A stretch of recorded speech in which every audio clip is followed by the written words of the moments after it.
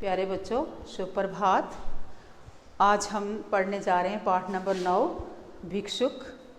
ये एक कविता है जिसको सूर्यकांत त्रिपाठी निराला जी ने लिखा है।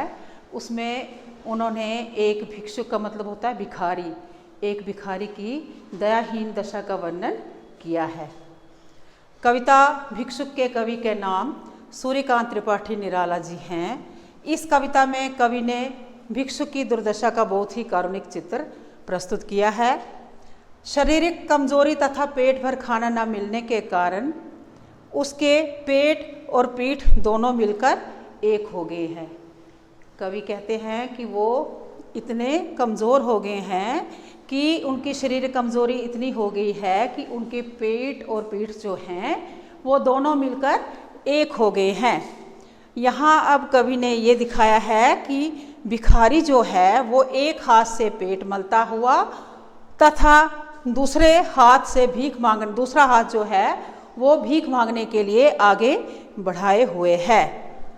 अब यहाँ कवि की एक दयनीय दिशा को प्रस्तुत किया गया है कि कवि कि भिखारी जो है वो किस प्रकार भीख मांगता है।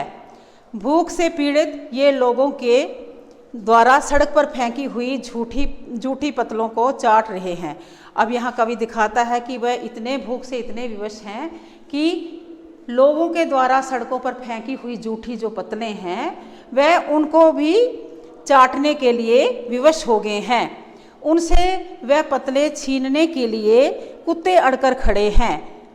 कहता है कि वह इतने भूख से इतने पीड़ित हैं कि वो उनको देखकर जो कुत्ते हैं वो भी उनसे झपट कर वो पतले जो हैं उनके हाथ से ले लेते हैं। उनकी दशा आवारा कुत्तों से भी दयनीय है।